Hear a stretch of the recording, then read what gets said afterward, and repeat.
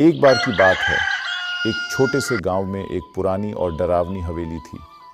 गांव के लोग उस हवेली के पास जाने से डरते थे, क्योंकि उनका मानना था कि वहां एक चुड़ैल रहती है। कहते थे कि रात के समय हवेली से अजीब आवाज़ें आती थीं और एक सफ़ेद साया खिड़की के पास दिखता था। गांव वालों की डरावनी कहानी गांव के बुजुर्गों के अनुसार कई साल पहले उस हवेली में एक अमीर ज़मींदार की पत्नी रहती थी। वह महिला बहुत सुंदर थी, लेकिन गांव के लोगों से अलग रहती थी। कहा जाता था कि वह जड़ी बूटियों और तंत्र मंत्र का ज्ञान रखती थी।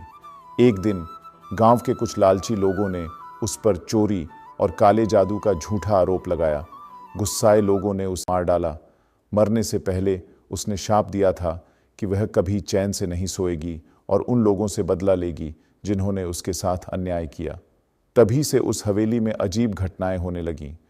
रात का डरावना अनुभव। एक दिन गांव के 3 युवा लड़कों ने फैसला किया कि वे चुड़ैल की सच्चाई जानेंगे। वे रात के समय हथियार लेकर हवेली में घुस गए। हवेली के अंदर घना अंधेरा था और हर कदम पर चीखने की आवाज़ें सुनाई दे रही थीं। जैसे ही वे हवेली के बीच वाले कमरे में पहुंचे, एक ठंडी हवा का झोंका आया और दरवाजे अपने आप बंद हो गए। अचानक एक सफ़ेद कपड़ों में लिपटी आकृति उनके सामने आ गई। उसकी आंखें जलती हुई कोयले की तरह लाल थीं। वह उनकी तरफ